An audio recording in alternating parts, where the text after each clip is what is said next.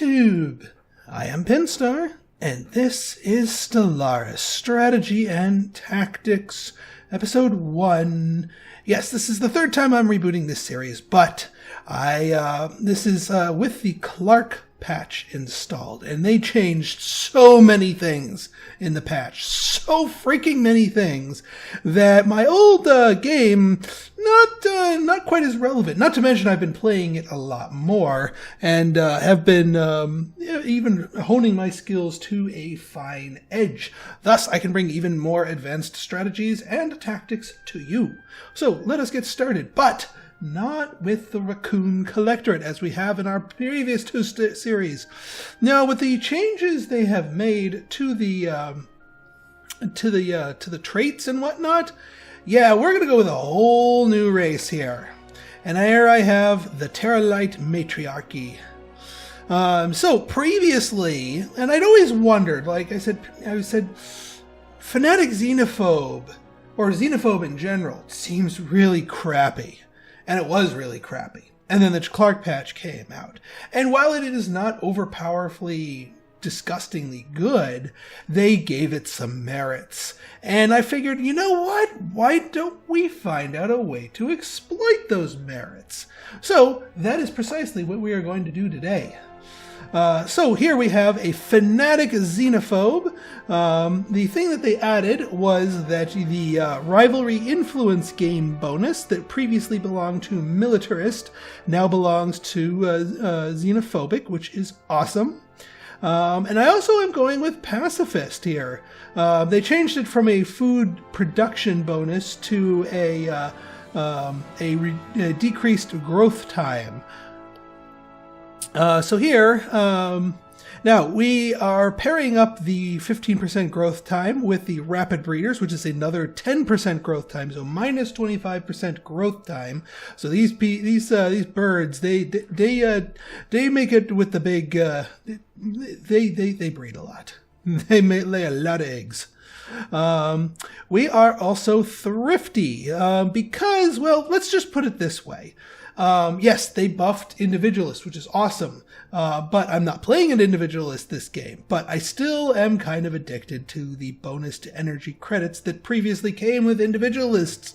So that being said, we're going to go ahead with Thrifty, because, yeah, when you have a large and very rapidly growing empire, it gets hungry for energy quick.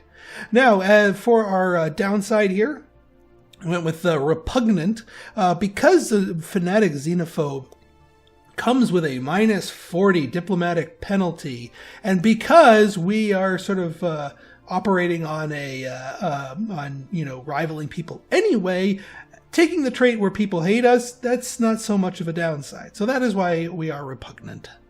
We are also an Enlightened Monarchy. Edict cost minus 25%, plus 25% edict duration, and core sector planets. This government form, well, first off, it's the first time I've played with a single ruler type government, since I previously was addicted to Individualist, and I can't take a single ruler type and take Individualists at the same time. They don't play nice with each other. So yeah. Also, we are changing one other thing about our things. Nuclear missiles. I am going with nuclear missiles over the previously taken projectile weapons. The reason being is that nuclear missiles can't be evaded. Evasion chance is not a thing for them.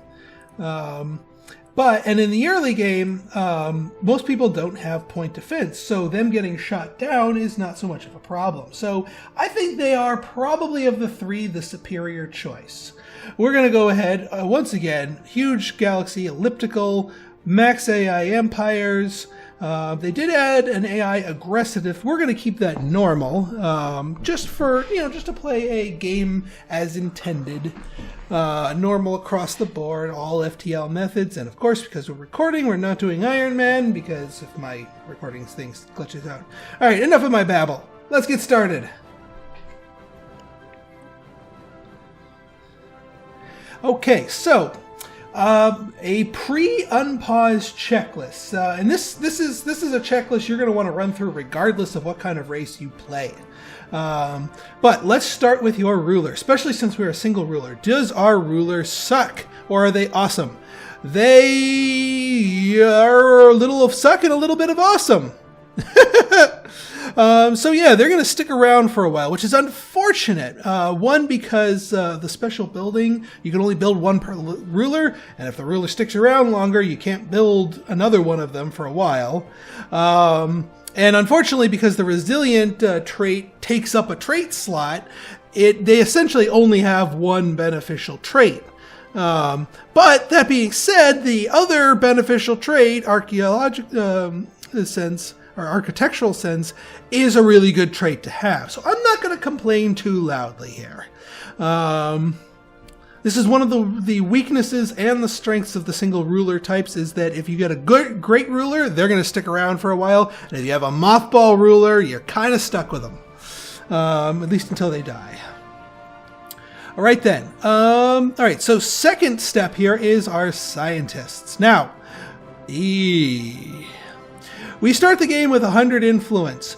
Do not be afraid to hire new scientists if the ones given to you suck. These guys suck. All right, now the industry expertise engineer, he's fine. He's perfectly fine. That is a perfectly good one. But no, we don't need resilient. We want more. So let's go digging. We can grab 2 new scientists max. And I have a feeling we're going to do that. Okay, well, we picked up a proper scientist for our physics, so we will take them and replace you with them. Now, I'm crossing my fingers that the leader that replaces is something decent for society, because society is actually really important for these guys. No, not researched.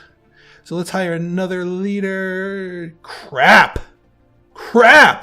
That's not good. That's not good at all. What is our science ship guy? Romer, not bad. Not great. Not bad. There are better ones out there, but I'm not going to burn the influence for that. But I hate having a poor society scientist, but not much we can do right now. All right. Wow, lots of power here.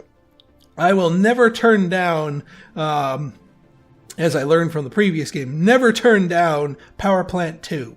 Even though we are thrifty and we get the natural bonus to energy, not going to turn it down. Society, never turn down the initial colony ship. And engineering,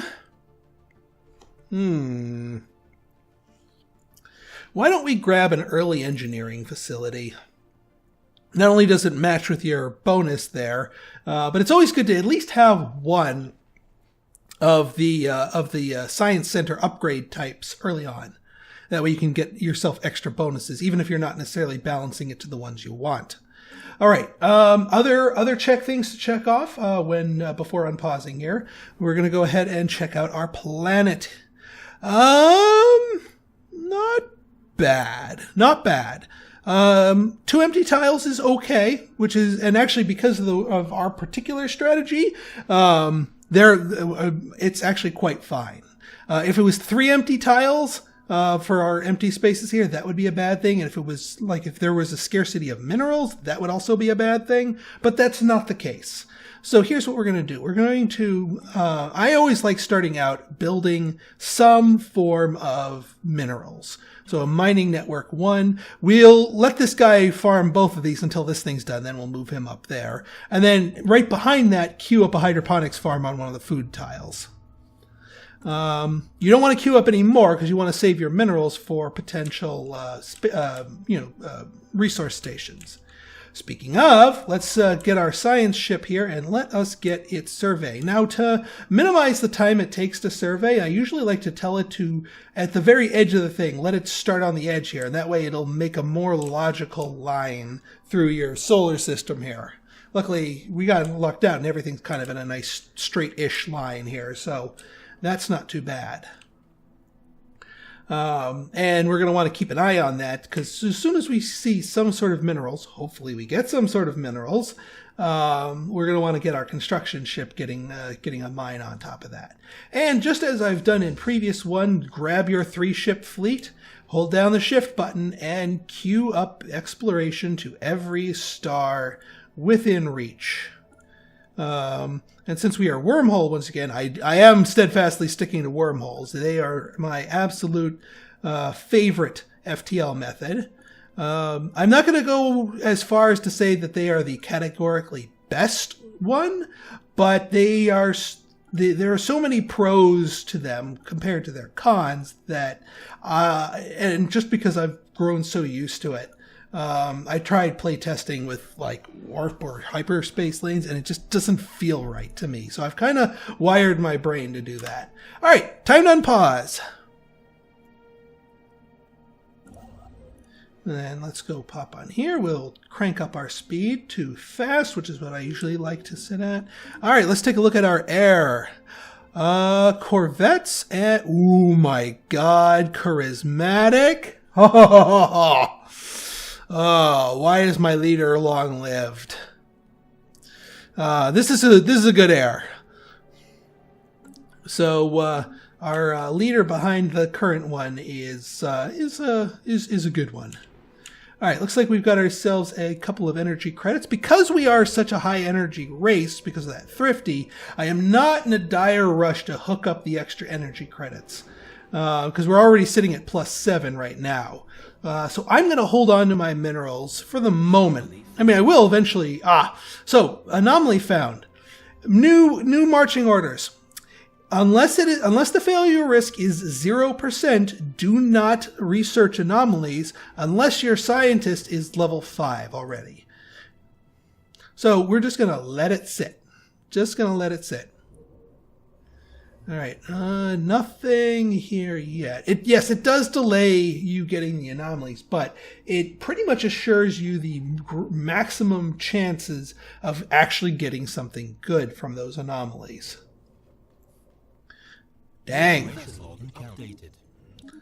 Oh yeah, because we're fanatically xenophobic, yeah, they call everything alien menaces instead of just... Fleet detected. Yeah, beta menaces. Oh, for Pete's sake, stop that. So what I like to do is turn off the evasion thing, just because these guys are not going to come after me.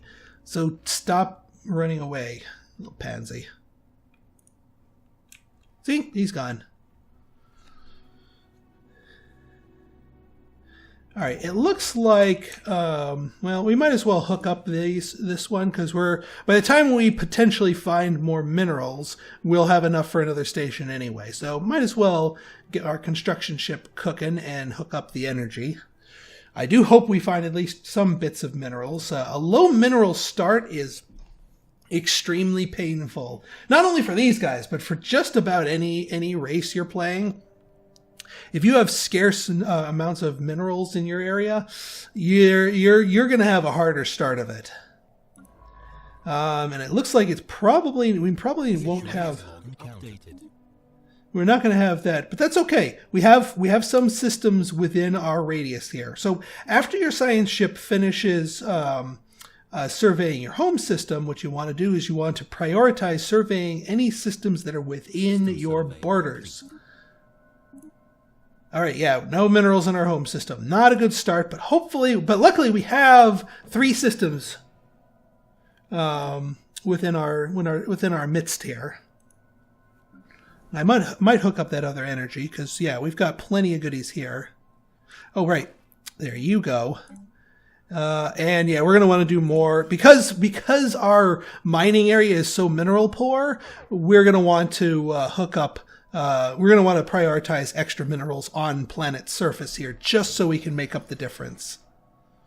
All right, and we got the extra food going here, so our population growth will be going quite nicely.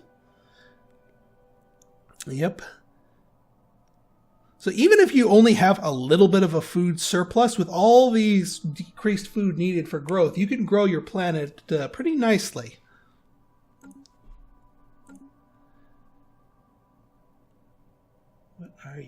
Alpha Menace. No, 78 hit points. That's the... Boy, we are finding all kinds of aliens here, which is a good thing. I also stick with my previous technique of let your 3-ship fleet bounce around and hit every star and basically find every... Oh, are you kidding me? This is firing already? Updated. That's not good. All right, well, let's get us a leader. Evasion or ship upkeep. I like me some evasion. Evasion's probably one of the best stats out there. They recently nerfed it for darn good reason, because it was way too powerful. All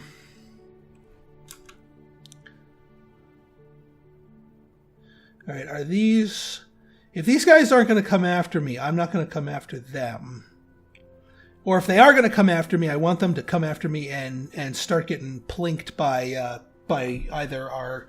Well, if they come by our big station here, that's great. But if they don't, then we'll wait to build up some more so we have superior numbers over them. Speaking of... Oh no, it's the vigorous hatchling. Yes, I set up a I set up a ship call and decided to have a little fun with it.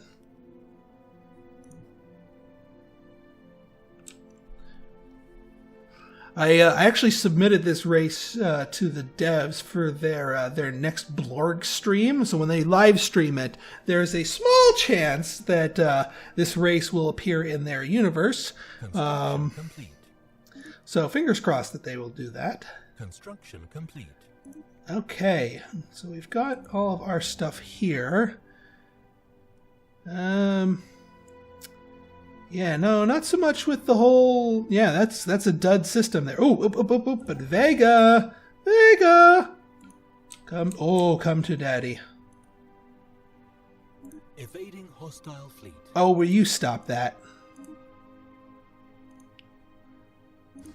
Quit your whining. Yeah, as long as he's not making a path right across where these guys are, then that's fine. Yeah, once my fleet is done exploring, and once I get a few more ships built here. Yeah, I'm not going to want to go crazy building more ships, just because our mineral income is so low. We're going to want to prioritize hooking up these minerals right here. By the way, what is a 16 size Arid and a 22 size Tundra? I like that system. I like it a lot. Good resources. So that makes up for the dud system up here.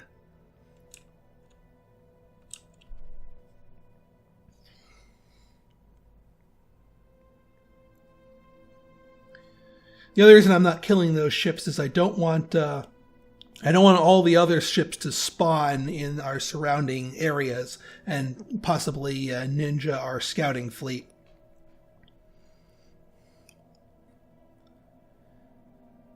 All right. How are you doing? You're about to come online. Awesome. Now, one of the things, well, it'll be a little bit of a delay for me to do this. Now, I am going to want to hook up this one over here.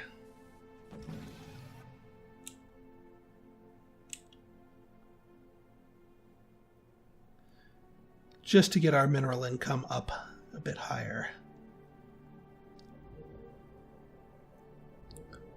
All right, one more month and we can get... Leave it! Leave it alone. System survey complete.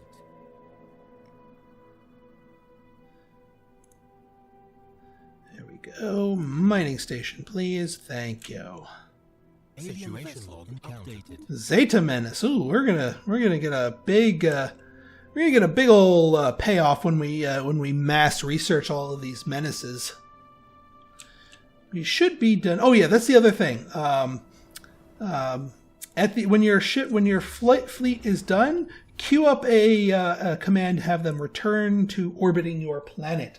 When ships are orbiting a planet, the amount of upkeep they require is decreased. And so just bringing them home is a good way to keep, once they've done what they need to do. These guys are still sitting here. And if they just want to sit there, I'll let them just sit there. That is fine. Any of these others? Nope, not yet. Not yet. Aha! So that is within our borders, so you get to survey that place next.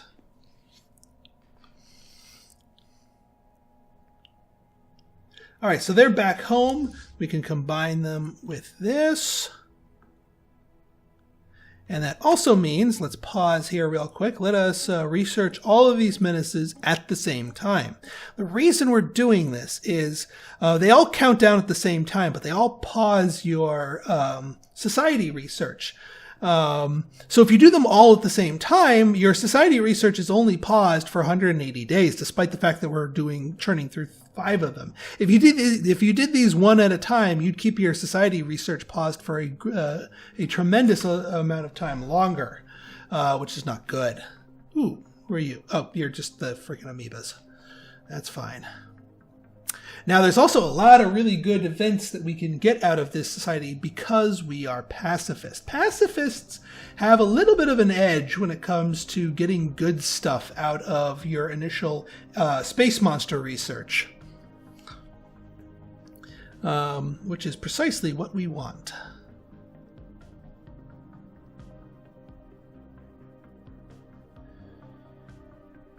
All right, yeah, build those up, wait for these to finish.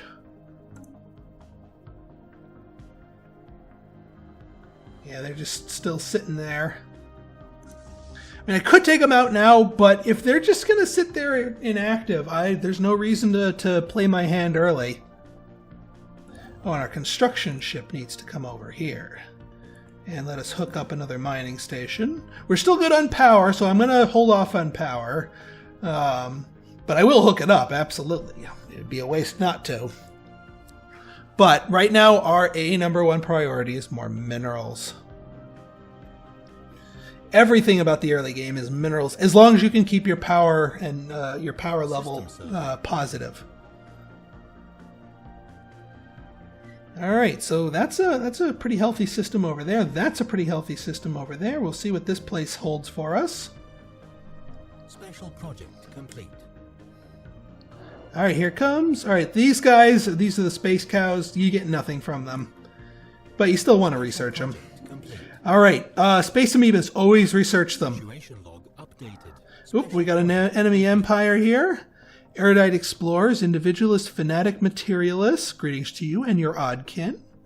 Special project complete. Special project complete. Let us watch. Yep, void cloud. So crystals. Previously, I'd been doing break them apart. No, because we're pacifists, we want to study them. Updated. Did we get the mining drones? No, we did not get the mining drones. That stinks. That stinks. The mining drones are like the best outcome you can get with the pacifist one. So it stinks that we did not bump into mining drones. I mean, it'll be eventually good, but yeah. Oh, mining network too. Well, that'll help out. That'll help soothe the pain of a lack of mining drones. Right then. So our new friends here, the Hrenthel Confederation. What are you? You are Continental. Ooh, a potential sister civ. I'll explain sister civs later. But for the moment, yeah, we're starting out at -70 because of all of our stuff here. So we're going to declare rivalry. Why? Because we got a 1.8 influence per month for giving them the middle feather. Oh, we'll try you. We'll try you. Yeah, no, this whole thing is about giving the middle feather to just about everyone you meet. It is rare for this particular race to make anything resembling a friend. But that's by design. All right, so All right, you guys are over here. And you're continental. That's a continental world, so they are probably going to expand towards us. But there are no colonizable planets, at least for me, on this side. So I don't need to worry about them grabbing something useful to me. All right, how are we doing here? Oh, right. So one of the things that I wanted to touch on here, and another key point of our strategy here, is we're also going to be playing with happiness mechanics. Now, the fact that we didn't pick Spiritualist, and the fact that we didn't take any plus happiness traits and stuff like that, that doesn't matter. We can still play the happiness game and reap its benefits. So let me show you how. So right now, our homeworld here, just for being our homeworld, it gives us a 10% bonus to happiness. But at 72% happiness, the base is 60. At 72% happiness, that does nothing. That does absolutely nothing. You get no bonuses. The key threshold for happiness is 80% and 90%. Where you get basically a 10 and 20% bonus to everything, respectively. So hitting those thresholds is a big, important deal. So how are we going to do that? Well, our first point here is, let's use some of this copious amount of influence we're getting here, and let us do some infrastructure projects. This will reduce the building cost even further, and also shorten construction time. Why are we doing this one first? Because of what we want to build. Our royal gardens. This is the unique once per ruler building that you get from the Enlightened Monarchy. This gives you plus 10% happiness. So by building this and having a worker work it, we would bring our overall planetary happiness from 70 to 80, and therefore giving us 10% bonus to everything on the planet. So let's start building it. Now, it does take a freaking long time to build. This is also why I said I wasn't too upset about having these blank tiles, because they would stomp on any resources you'd build them on, which is fine. But just in case, let me clear these sprawling slums here.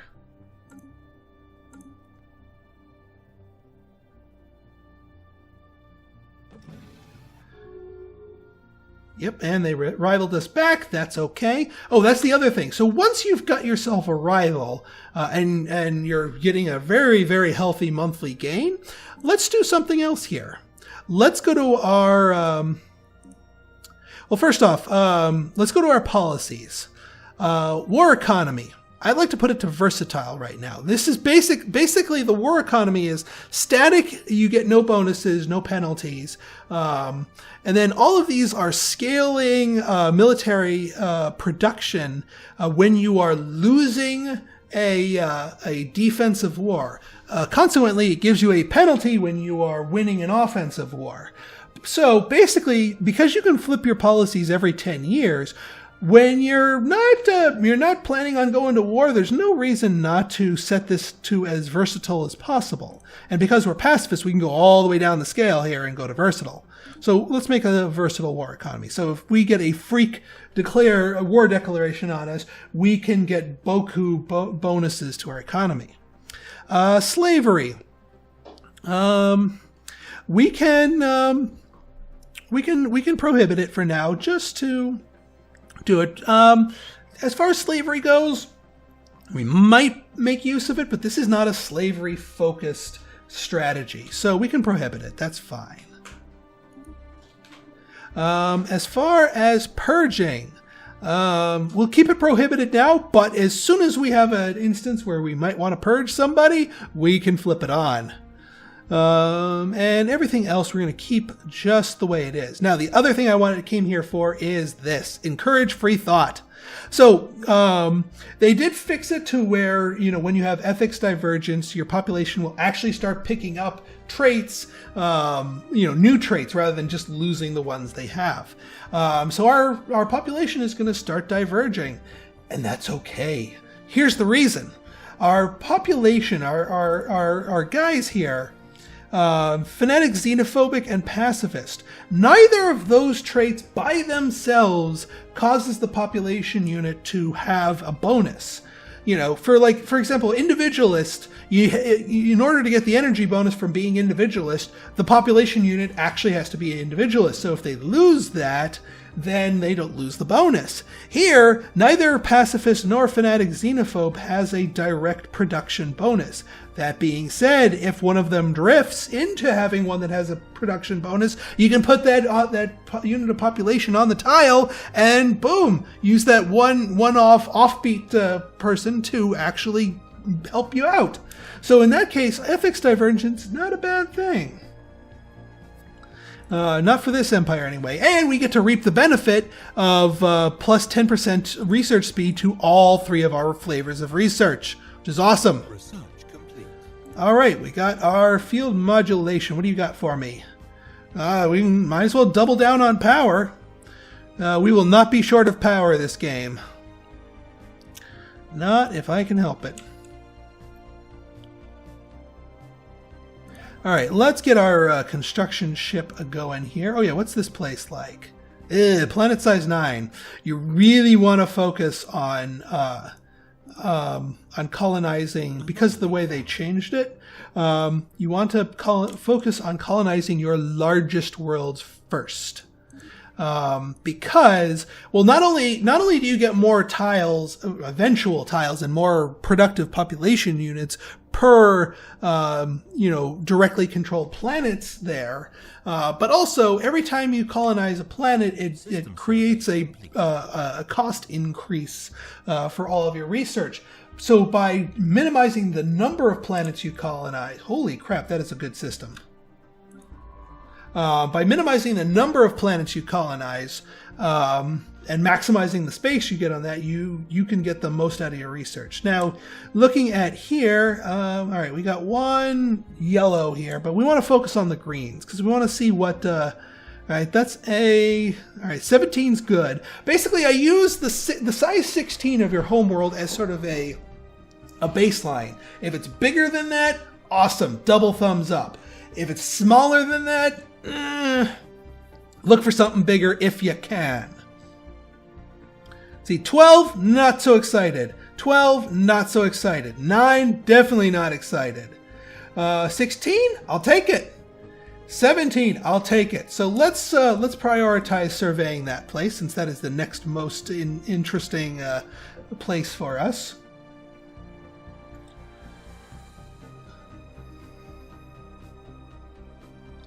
That hijacked fleet's still sitting there. Alright, so I think this is a good stopping spot. So, if you like this episode and you want to see more like it, you want to see how the Terralyte Matriarchy will go about their business here of breeding and expanding and, well, flipping off every single alien that they see, stay tuned. If you like this episode, hit that like button, hit that subscribe button, and leave me a comment, good, bad, or indifferent. Your feedback is always welcome. So until next time, this has been Pinstar signing out. See ya.